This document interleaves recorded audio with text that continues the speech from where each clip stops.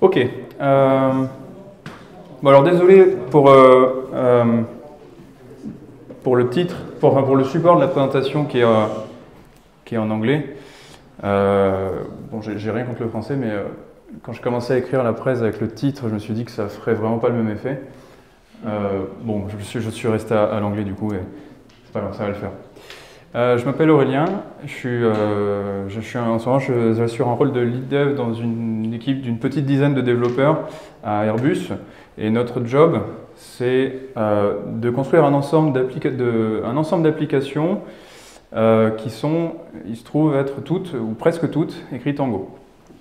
Et on utilise Google Cloud Platform pour déployer ces applications. Et en fait, là, ce dont je vais vous parler, c'est d'un service en particulier de Google Cloud Platform qui s'appelle App Engine. Donc s'il y en a parmi vous qui connaissent déjà Google Cloud Platform, vous savez peut-être que App Engine, c'est un peu le service historique de GCP. Question rapide, qui a déjà utilisé Google Cloud Platform? Ok, quelques-uns. Bon, bah, c'est cool, si la plupart d'entre vous ne sont jamais servis, vous allez apprendre des trucs. J'avais peur que tout le monde sache déjà tout, et ça aurait été beaucoup moins marrant. Donc App Engine, qu'est-ce que c'est? C'est ce qu'on appelle un PaaS, c'est PaaS pour Platform as a Service. Alors en gros, je ne vais pas m'étendre sur le sujet, c'est plus pour rappeler, pour ceux qui ne connaissent pas ce terme, en gros, la différence entre un PaaS et une infrastructure plus traditionnelle, on va dire, c'est que, en gros, la capacité de computing que vous allez avoir, qu'elle soit fournie sous forme de VM, de machine ou de conteneurs ou quoi que ce soit d'autre, l'idée c'est qu'elle est entièrement managée pour vous. D'accord? Et le but c'est que vous n'ayez à vous préoccuper que du côté purement applicatif de ce que vous faites. Et donc concrètement, ce que ça veut dire c'est que vous allez être libéré de tâches comme le patch, la mise à jour de sécurité de l'OS ou la mise à dispo d'un Tomcat ou des choses comme ça, pour vous concentrer que en fait, sur la fabrication de votre appli, du binaire quoi, ou du WAR ou équivalent. Et vous allez le déposer sur le PaaS. Et le provider du PaaS en fait, va s'occuper pour vous du cycle de vie de ce binaire. Ok?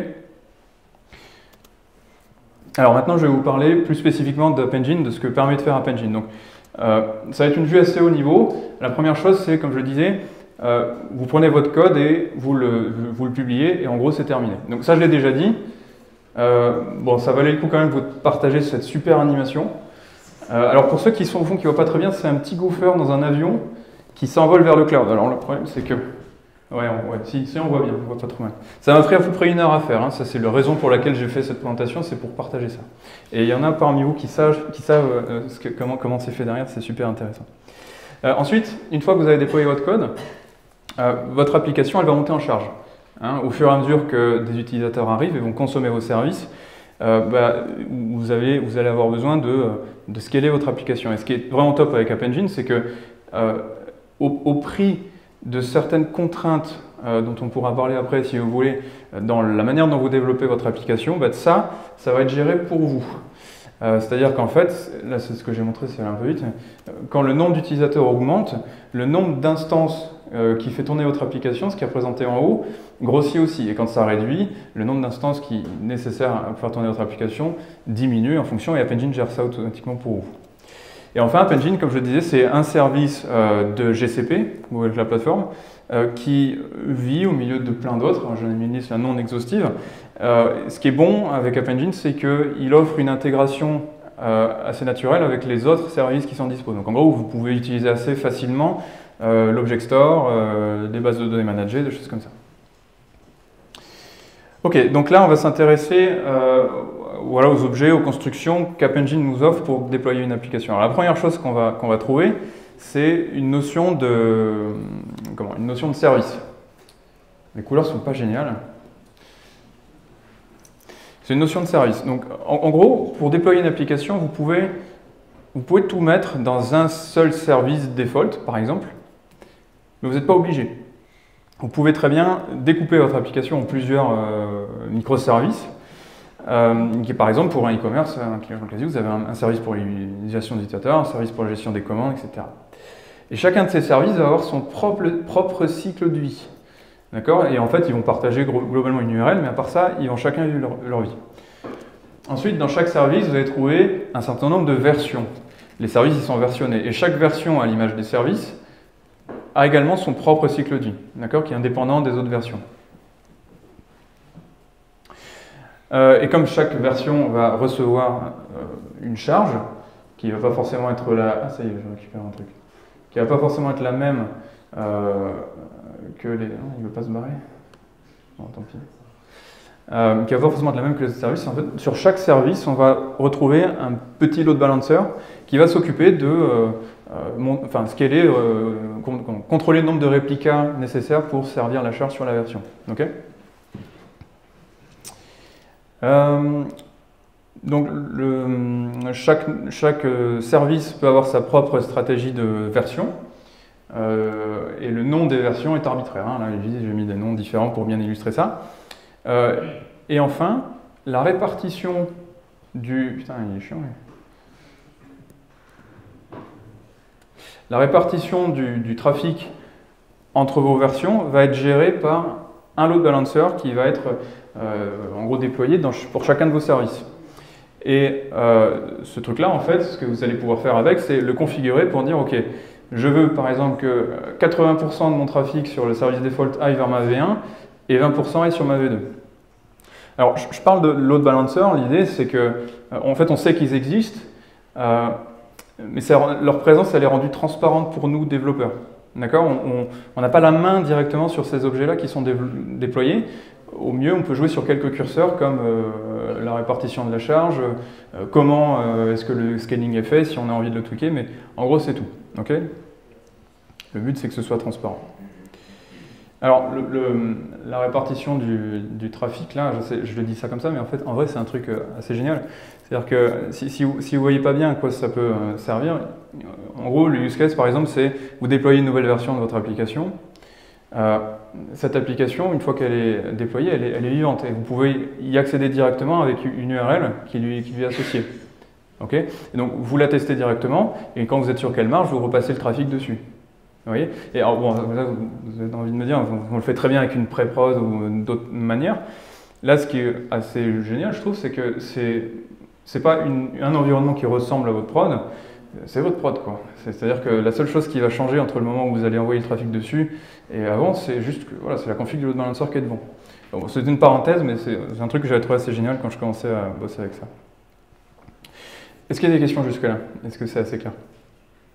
Yes. C'est quoi la différence avec Firebase, par exemple, qui est le truc dont tu parles tout le temps, en fait? La question, c'est quelle est la différence avec Firebase?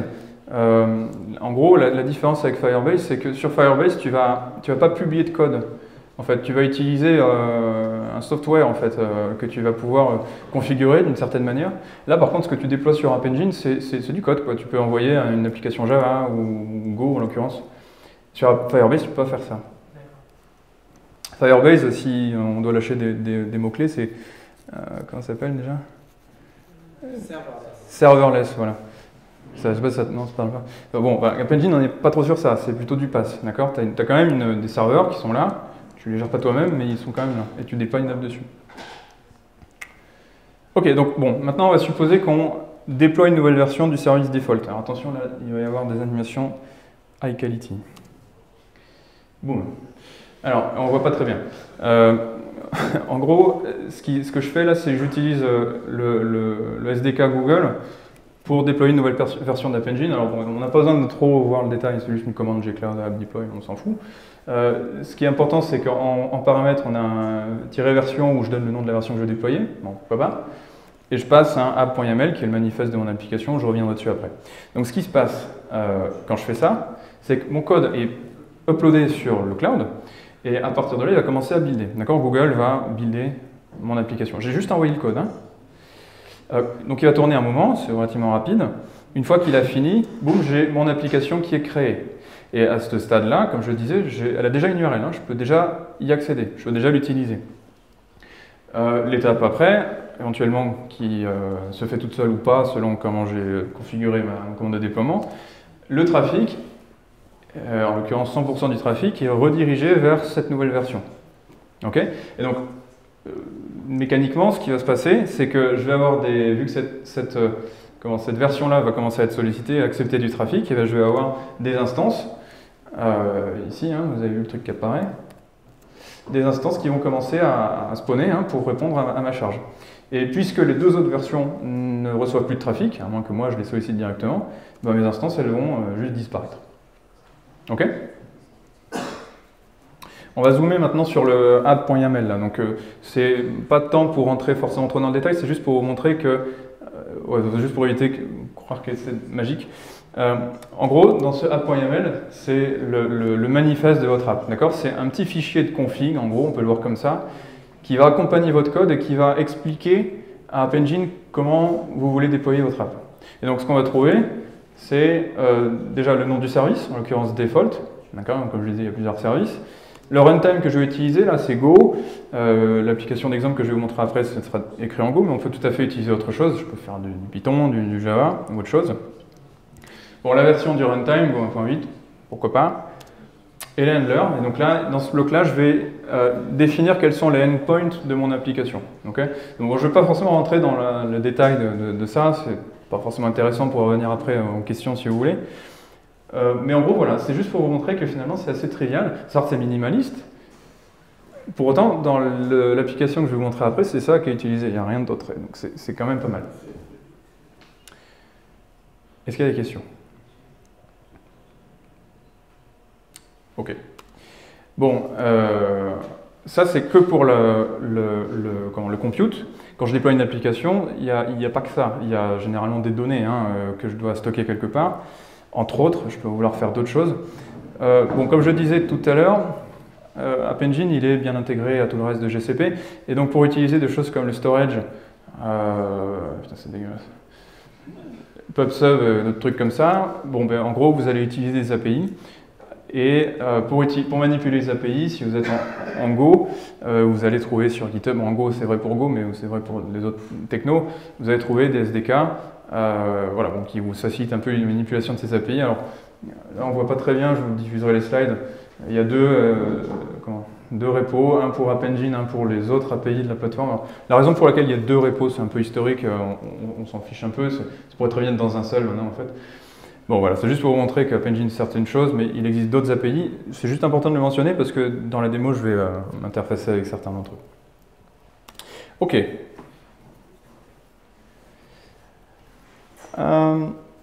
Bon, alors en fait, la raison pour laquelle je voulais faire cette presse à la base, c'est... je voulais pas vraiment faire de presse, en fait. J'avais juste envie de développer une petite application, j'avais une idée d'application que je voulais faire sur App Engine. Et je me suis dit, il faut que je la montre parce que c'est rigolo, l'application. Et en fait, le reste vient parce qu'il faut que voilà, il faut expliquer un peu ce que c'est App Engine avant, sinon c'est pas intéressant. La question que je me suis posée, c'est combien de chats sont postés sur Twitter? Voilà, donc, alors, c'est pas facile de répondre à la question combien de chats ont été postés sur Twitter depuis le début de l'univers. Mais au minimum, c'était chiant. En fait, ce que j'ai fait plutôt, c'est j'ai fait en sorte d'arriver à voir à quel rythme les gens postent des photos de chats sur Twitter. Okay, donc je vais vous montrer ça après, c'est assez marrant. Je vais faire un petit point sur comment ça marche, comment j'ai fait mon truc, histoire que vous ayez un peu une vue de comment ce que je vais vous montrer ça marche. Okay, donc comment ça marche? La source de données qu'on a, c'est Twitter, sans surprise. En l'occurrence, c'est une API qui s'appelle Streaming Sample de Twitter. Alors quand j'explique comment ça marche, j'ai découvert que ça existait, c'est vrai assez surpris. En gros, c'est une API qui va vous fournir un échantillon en temps réel des tweets qui sont publiés sur le site. Tout le monde connaît Twitter? Qui ne connaît pas Twitter? Non, ça va. On ne sait jamais. Et donc, en fait, comment ça marche? Vous allez ouvrir une connexion HTTP. Cette connexion, elle va rester ouverte. Et à chaque fois que Twitter va vous envoyer un tweet, il va vous envoyer une nouvelle ligne dans la réponse HTTP, d'accord, qui reste en pending. Vous voyez à peu près. Et donc, c'est un JSON que vous avez juste à parser, quoi, à ouvrir, et puis vous avez juste à écrire un client qui se branche dessus. Alors, c'est des samples, c'est des échantillons. Vous n'avez pas tout ce qui est publié sur le site, évidemment. Mais c'est quand même déjà pas mal. C'est-à-dire qu'on peut en avoir, moi j'ai laissé tourner mon truc là, et puis en quelques secondes, j'avais déjà plusieurs centaines, voire un millier de tweets. Ça va quand même assez vite. Donc bon, comment est-ce que je vais aspirer tout ça? En gros, je vais commencer avec un petit client, Twitter Streaming Client, j'appelle ça comme ça. En gros, c'est un petit démon, un petit binaire, hein, qui va tourner quelque part, bon, sur une VM, pourquoi pas, ou ça peut aussi être sur mon Mac, on s'en fout, c'est juste un binaire. Son rôle, ça va être d'encaisser tout ce qui sort de Twitter et d'agir en fait un peu comme une passoire, un filtre, qui va laisser passer que les tweets qui ont une image attachée. D'accord? Parce qu'on n'a pas nécessairement que des images, des tweets qui ont une image. Donc là, je récupère que les tweets qui ont des images. Ensuite, ce petit démon, ce qu'il va faire, c'est qu'il va bazarder tout ça dans un task queue. Alors task queue, c'est rapidement un petit service qui est intégré à App Engine qui... comment on appelle ça? Un message broker, en gros. Vous voyez un peu les solutions type RabbitMQ, Kafka. Voilà, c'est un truc qui marche un peu comme ça. Conceptuellement, c'est proche. Bon, pour ceux qui ne voient pas, en gros, l'intérêt de ça, c'est que potentiellement, à la sortie de mon démon, je peux avoir beaucoup de tweets. D'accord? Et donc, ce que je veux, c'est une manière de contrôler le rythme auquel ces tweets-là sont ingérés dans ma plateforme. Okay? Et donc, l'intérêt d'un truc comme TaskQueue, c'est qu'en fait, je peux bien lui charger la mule en entrée, parce qu'il est fait pour ça, et en sortie, je peux lui configurer le débit auquel les tweets vont sortir. C'est clair à peu près ou... Voilà. Donc, le débit, justement, il va atterrir sur, et c'est là où on commence à parler d'App Engine, un petit module App Engine qui s'appelle Images API, qui a en gros une API, un endpoint REST, quoi, /index, qui va ajouter le tweet à mon système, quoi. Et donc, une indexation d'un tweet, comment ça marche? En gros, c'est en 2 étapes. La première, c'est, depuis mon module App Engine, je vais solliciter l'API Cloud Vision de Google. Donc, l'API Cloud Vision, c'est quoi? En gros, voilà, on manipule derrière cette API un modèle de machine learning pré-entraîné pour détecter des labels, des tags, en fait, sur les images. Vous voyez, à peu près? Donc, en gros, je lui file une image d'un chat, par exemple, et j'espère qu'en sortie, ils me disent « Ok, voilà, j'ai trouvé ces mots-clés-là sur l'image. » Pourquoi pas chat, du coup, ça serait bien. Sinon, mon truc ne marche pas, quoi. Et la deuxième étape de l'indexation, c'est une fois que j'ai mon petit JSON de mon tweet avec les tags en plus dessus, bah, du coup, je la mets dans une base de données, quoi, rien d'extraordinaire. En l'occurrence, c'est Datastore, une base de données managée par Google. Ça ressemble un peu dans l'esprit à MongoDB, c'est un truc NoSQL, quoi. Enfin bref, on s'en fout, c'est une base de données. Et ben, la fin de l'histoire, c'est évidemment mon image API porte aussi un endpoint qui permet de faire une recherche dans ce que j'ai dans Datastore. Et évidemment, mon endpoint, il permet aussi de filtrer par tag. Vous voyez où je veux en venir? En gros, je vais dire, laissez tourner ça un petit peu, je vais dire, ok, sors-moi tous les trucs où il y a le tag 4, en l'occurrence, et puis je vais voir, quoi. J'ai construit aussi un petit front-end. Bon, c'était vraiment histoire d'avoir 2 modules App Engine, parce que ça, pour le coup, c'est juste un client web, c'est du JavaScript et du HTML. Il fallait bien que je le mette quelque part. Bon, je vous passe le code de tout ça. Soyez indulgents quand même sur la partie front-end. Ouais. Bon, c'est saut 2012, quoi. Oui, bon, bref, regardez plutôt le reste. Ok. Question ? Sinon, on passe à la suite. Alors, ouais. T'as payé déjà, quand tu arrives à ce point-là, est-ce que tu as déjà sorti ou bien tu restes quand même sur les versions gratuites Ouais, en gros, combien ça coûte, quoi? Ouais, alors... ouais, non, ça, c'est pas le budget Airbus, hein, c'est... C'est Airbus qui paye, là. Non. Non, en gros, alors oui, mais du coup c'est une question intéressante parce que App Engine, ce qui est intéressant de savoir, si vous voulez commencer à jouer avec, vous avez des quotas d'utilisation gratuits. Et je vous parlais d'instance tout à l'heure, vous voyez, quand votre application reçoit du trafic, vous avez une instance qui apparaît. Alors, ça fait toujours un peu bugger, mais en gros, vous avez 36 heures, je crois, ou 48 heures, je ne sais plus, d'instances gratuites par jour. Ok ? Non, ça vous fait pas bugger? Moi, ça m'avait fait un peu arrêter. En gros, c'est à 48 heures d'instances gratuites par jour. Vous pouvez avoir 2 instances de votre application qui tournent toute la journée et vous payez rien. C'est qu'à partir du moment où vous avez plus de 2 instances, du coup, que vous commencez à consommer du budget, vous voyez? Donc ça c'est vrai pour App Engine. Hein. Quand vous créez un projet, vous allez quand même mettre votre carte, par contre vous n'êtes pas facturé tout de suite, tant que vous restez dans le quota gratuit. Cloud Data Store, vous avez un quota d'API que vous pouvez utiliser gratuitement, pareil pour, voilà je m'en sers pas, mais Cloud Storage, trucs comme ça. Bon là par contre ça commence à douiller un peu, ouais.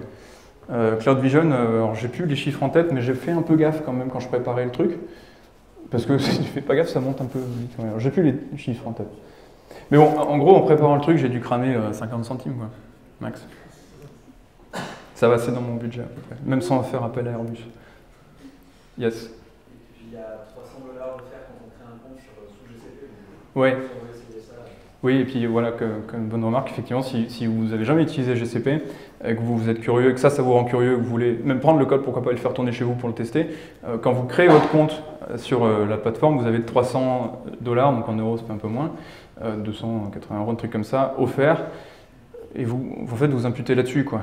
Tant que vous ne les avez pas tous cramés, vous avez 1 an pour l'utiliser. Bon, enfin, voilà, Amazon fait sans doute pareil.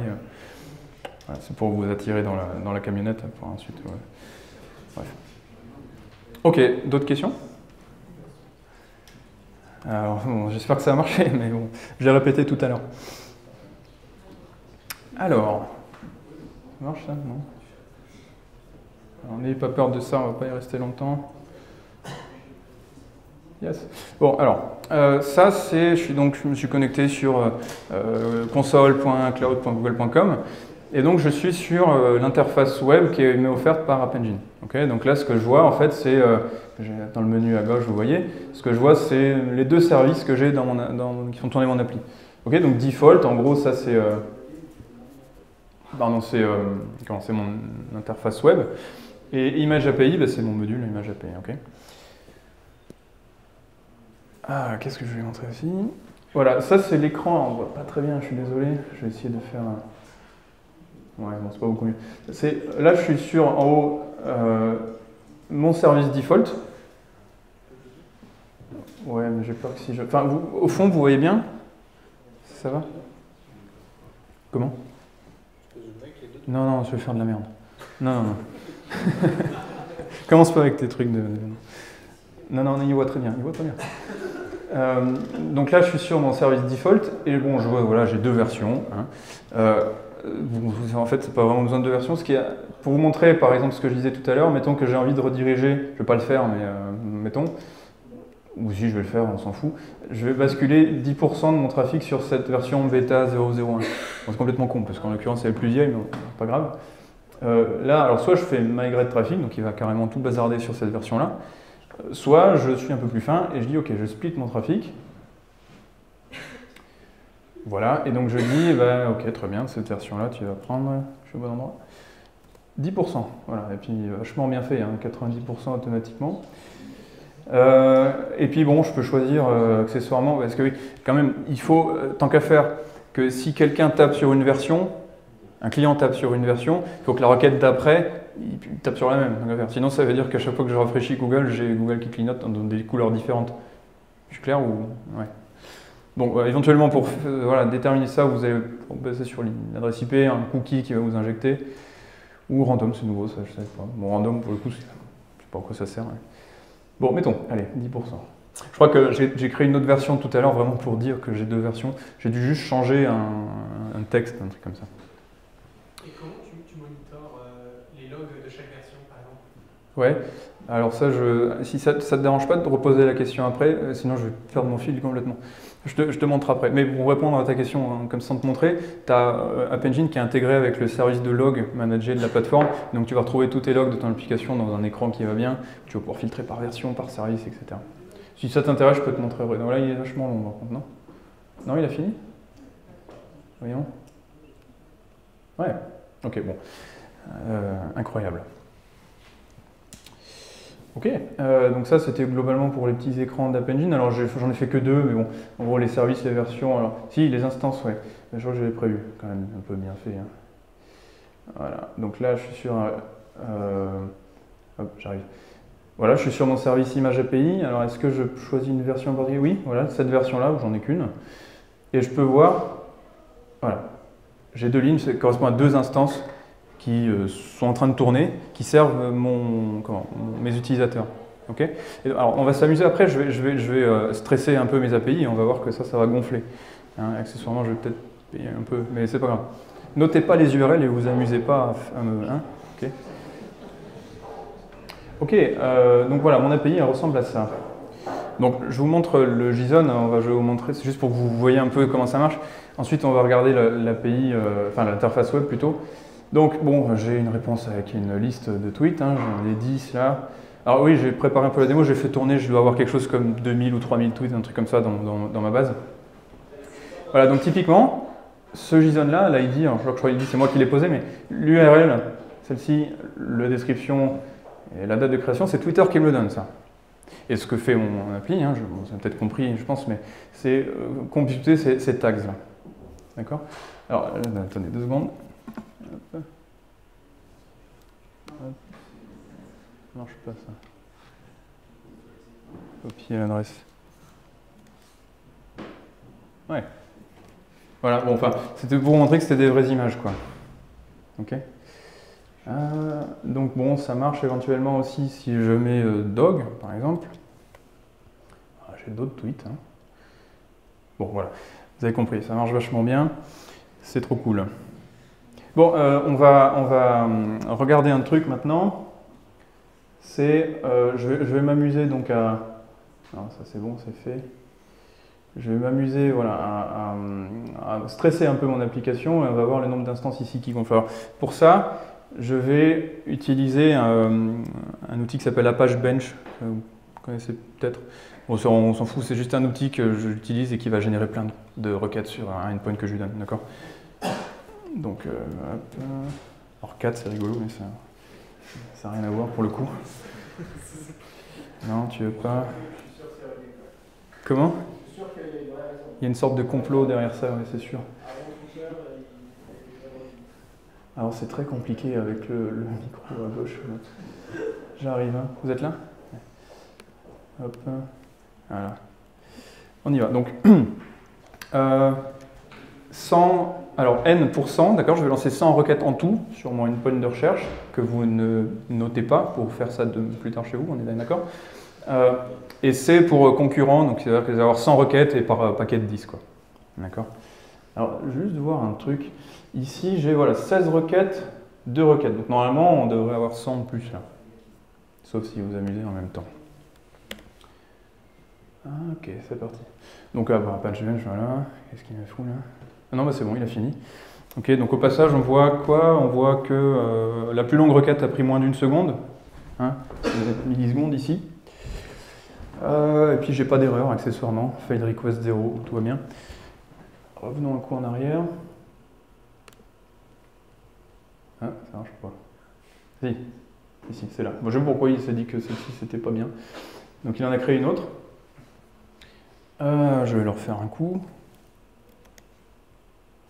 Ok. Pourquoi pas.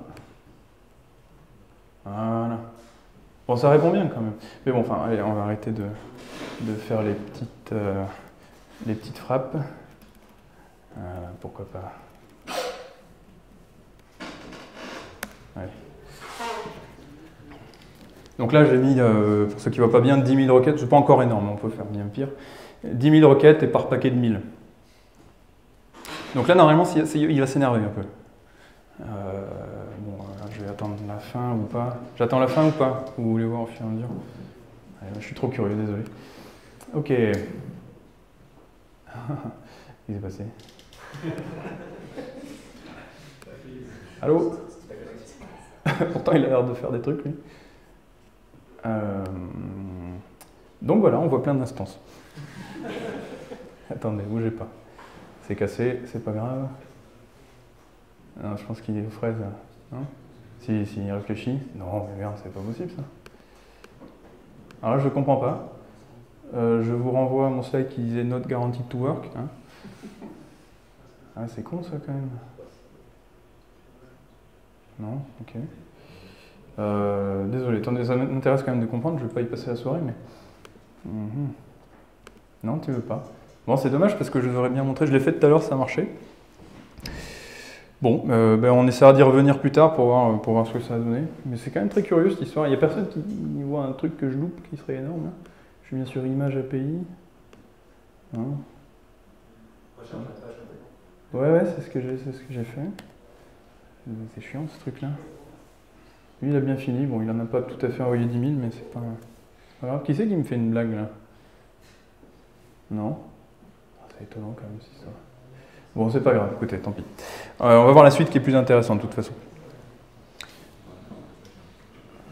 Là, ce que je vais vous montrer, c'est mon petit, alors, qui est très joli, hein, mon petit client web. Ça y est, vous le voyez, vous l'avez. Alors, le problème, oui, je précise quand même, surtout si la présentation est rediffusée sur YouTube, Twitter, on a tout et n'importe quoi. Pour le coup, je ne maîtrise pas les images qu'on va voir. Hein. Ok ? Je ne suis pas responsable, voilà, c'est ça que je veux dire. Parce que oui, l'API Cloud Vision, outre le fait qu'elle sait trouver des chats, elle peut faire un truc pratique qui est de détecter les contenus illicites. Bon, je ne l'ai pas fait, quoi. Voilà, oula, non, ça est passé un peu vite.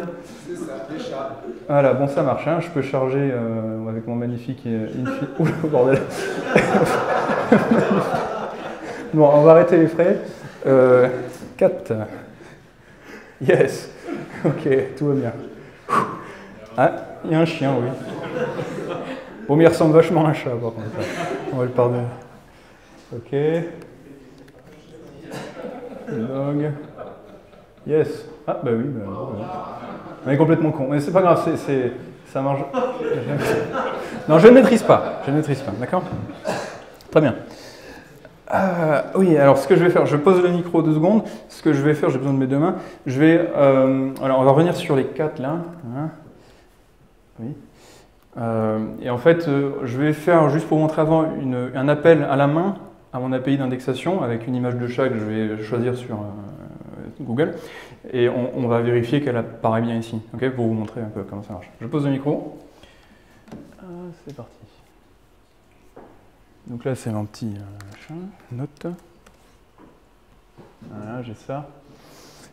On va choisir une image sur Google. Voilà, j'avais préparé le coup quand même. Alors laquelle on prend? Celui-là? Allez, pourquoi pas. On y va, je copie l'adresse du lien. Et comment je vais faire mon histoire là? J'aurais pas dû faire comme ça. Moi, j'ai pas. Bon, c'est un curl, hein. Il n'y a rien d'exceptionnel. C'est sur. Non, il veut pas. Ah, c'est chiant ça par contre. Moi, j'ai pas. Hop. Non, parce qu'en fait, j'avais préparé le coup, mais j'avais mis une vieille image. Alors, je le colle. Je suis dans un petit Sublime Text là. Voilà. Non, c'est pas bon. C'est pourri là. Je veux l'image du truc là. Pas autre chose. Non, pas copier l'image. Ok.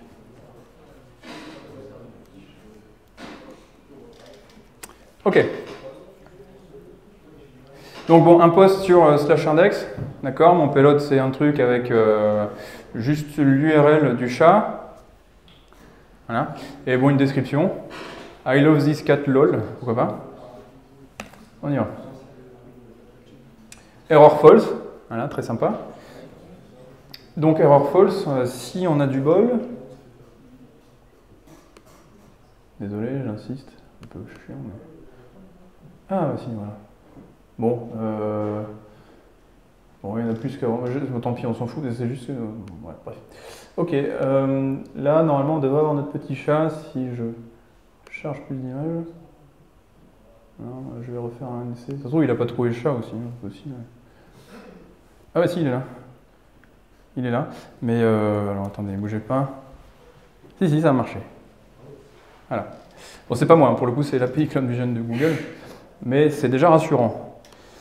Bon, bah, c'est parti. On va du coup charger un peu la mule maintenant. Donc là, j'ai que ça. Hein. Si je fais charger plus d'images, j'ai pas plus de chats. Maintenant, ce qu'on va faire, c'est lancer notre streaming client. Alors, c'est un petit binaire que j'ai fait en Go, donc il est là. Et on y va. Voilà, start listening on tweets. Et il démarre. Pas du tout, voilà, on s'en fout, c'est génial. Alors je sais ce que j'ai oublié de faire. Il faut que je source un petit fichier qui s'appelle pre-run, dans lequel il y a des variables d'environnement où je définis mes clés API, Google, Twitter, etc. Bon, je vous les donne pas. Hein. On y va? Yes, on y va. Voilà. Donc là, il crache un petit log à chaque fois qu'il a trouvé un tweet. Bon, il les balance par paquet de 50. Donc dans TaskQ, hein. Ok, vous avez pigé. Et là, ben, on est reparti, voyons si on a trouvé des chats, des nouveaux chats. Ouais. Non, pas encore. C'est bizarre quand même, des chats, il n'y en a pas beaucoup. On va essayer les chiens. Oh, il est nouveau, il ne me dit rien. Ok. Bon, on va le laisser tourner un peu, on verra s'il y a plus de chats tout à l'heure. Et tant pis, je vais payer un peu, mais c'est pas grave. Ok. Oh, quand même, je m'attendais à ce qu'il y en ait plus. Ah, mais non, peut-être que... Non, non. Bon, on va voir après. TaskQ. Alors là, je suis dans ma fameuse... fameuse message broker, quand je vous parlais tout à l'heure. D'accord? Et donc là, je vois les messages qui sont pilés. Alors les messages qui sont pilés, pour le coup, c'est... peut-être pas voir. Non, c'est des requêtes HTTP en fait, qui sont empilées, qui va faire par paquet de... Alors ça dépend comment j'ai configuré cette TaskQ. Voilà, à coup de 100 par seconde, il va les envoyer sur mon index API. Donc bon, en gros, voilà, il me dit j'en ai traité 488, j'en ai plus qu'une. Donc heureusement, il les dépile plus vite que ce qu'il en reçoit. Hein, sinon, bah, je les accumulerai indéfiniment. Il tourne toujours, lui. Ah, ça serait beaucoup, ce serait très drôle si on en envoyait plein. Bah là, pour le coup, je maîtrise pas, mais... Allez, vas-y. C'est nul, ce truc. Hein. Ah non, je suis con. Hop, 4. Ah bah si, voilà. Ah oui, non, mais je sais, je pense que... Non, je sais pas ce que je veux. Rien du tout. Bon, voilà, ça a l'air de marcher. Donc, il trouve quelques chats. Pas beaucoup, quand même. C'est assez décevant. Mais de ce que j'ai vu, effectivement, il y a beaucoup plus de chiens, en fait. Ou de... Oui, enfin, de trucs qui sont des fois pas des chiens, mais... Bon, vous voyez, bon, ça marche, quoi. Il y a des trucs qui arrivent. Et ce qui est intéressant avec TaskQ, c'est que je peux mettre sur pause éventuellement. Si à un moment donné j'en ai marre et que je veux attendre un petit peu que mon application reprenne un peu son souffle pour continuer à traiter, je peux mettre sur pause et à ce moment-là, les messages vont arrêter de se traiter. Donc, en gros, si vous vous amusez à faire des appels à /index sans arrêt sur mon API, je vais mettre ça en pause. Comme ça, vous ne pouvez pas me... Vous voyez ? Ça, c'est pratique. Donc voilà. Ouais. Ouais, alors après, la différence avec les petits boutons qu'on a là, effectivement, delete queue, voilà, je supprime carrément ma queue, ça va poser problème parce qu'il y a des trucs qu'ils utilisent. Purge, éventuellement, bah, si j'ai trop de messages, éventuellement, il y en a qui peuvent partir en erreur, hein, avec un certain nombre de retries, voilà, et bah, je peux purger ma queue, et puis bah, du coup, je vais vider tous les messages sans supprimer. C'est un tronquette DB, si tu veux. D'accord, si tu as des erreurs, les trucs sont dans la queue et peuvent revenir une deuxième fois. Ouais, le fonctionnement de ce truc-là, c'est si tu as une erreur, en fait, une erreur, lui, vu qu'il pousse une requête HTTP sur un service qui consomme ces trucs-là, en fait, il va écouter le code, il va lire le code retour HTTP. Si tu as autre chose qu'un 200, il va considérer que ça ne va pas marcher. Enfin, un 200 ou 204, ce que tu veux. Hein. Et à ce moment-là, il va considérer qu'il y a une erreur et il va réessayer plus tard. Donc tu peux définir, j'imagine, combien de fois tu veux le relancer. Ouais. Alors, ça fait longtemps que je n'ai pas vraiment utilisé ça pour un peu sérieusement, mais effectivement, oui, tu dois pouvoir de mémoire faire des trucs comme ça. On me confirme avec un signe de tête que oui. Bon, je suis assez déçu, j'avoue. Hein, il n'y a pas énormément de chats. Bon, ceci dit, ça répond à notre question, hein, mais... Ah, c'est vachement... Là, si tu as mis en pause, il n'y en aura pas de nouveau. Non, j'ai pas mis en pause. J'ai mis en pause? Non, je n'ai pas mis en pause. Oh bordel, on a vu un truc qu'on n'aurait pas dû voir. Non, il n'y a rien, c'est chiant. Bon, mais tant pis, hein, écoutez.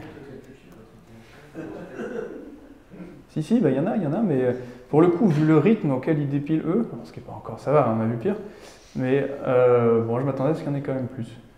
Et ce qui est bizarre, c'est que les 6 premiers que vous voyez là, je les avais fait tourner 1 minute et puis ils étaient là. Donc, je me suis dit, putain, mais pendant la démo, c'est bon, on en va en plein non. Bon, tant pis. Voilà, bah, enfin, j'ai fini la démo en tout cas. Qu'est-ce que vous voulez me mettre des mots-clés? Vous voulez me donner des idées? Alors, et je vais peut-être filtrer moi, hein, par contre, on va pas tous les mettre. Qui c'est qui veut chercher quoi? Alors déjà, si je mets pas de filtre... Oh bordel. Non, j'aurais vraiment dû faire l'effort de... Hein. Oui. Oh là là là là. C'est possible de cacher des trucs sur le... Oui. Si, oui, non, mais si. Oui, okay. Ou sinon, tu mets une Peggy 16 ou 18.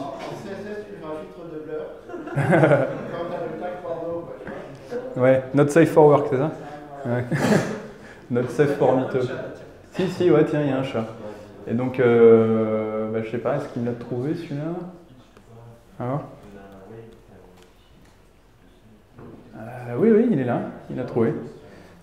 Bon, alors vous n'êtes pas inspiré là? Non, mais Trump, non. Enfin, si, moi je veux bien mettre Trump, mais je pense pas qu'il trouve. Parce que si tu veux, en fait, Cloud Vision, il est entraîné pour détecter certains mots-clés. Et Trump, c'est. Bon, a priori, ils n'ont pas entraîné pour trouver Trump. Trumpette. Comme trompette, je sais pas l'écrire en anglais. ET en plus. Eh oui, bah, tu vois. Bon, il y a une personne qui a tweeté une trompette. Non. C'est rigolo. Alors non, mais sinon, voilà. People. Oh, j'aurais peut-être pas dû taper ça. Mais bon, voilà, il y a des gens, quoi. Qu'est-ce que. Si, tri, ça va bien marcher. Ouais. Alors je dis bien marcher, enfin, il va me trouver des trucs. Après, bien marcher, ça dépend pas que de moi. Non, si globalement c'est bien. Non, je pensais que vous seriez vachement plus vicieux. Vous êtes très sage. Si, non, quand même, il pose des trucs. En sachant qu'en fait, là, je suis limité à 20 résultats. Donc en fait, je peux faire mon infinite scroll manuel, là. Et, ouais. Bon, voilà. Je vais finir rapidement, très rapidement. J'ai perdu mon slide, non. J'ai perdu mon truc, si, il est là. Voilà. Si vous voulez jouer avec, le code sur GitHub, alors j'ai tout mis, j'ai mis un peu de doc, donc n'hésitez pas si vous êtes vraiment curieux à l'ouvrir. Posez-moi des questions sur Twitter, sur GitHub, comme vous voulez, j'essaierai de vous répondre, parce que si vous êtes curieux, je trouve que c'est sympa pour jouer avec. Voilà. Merci.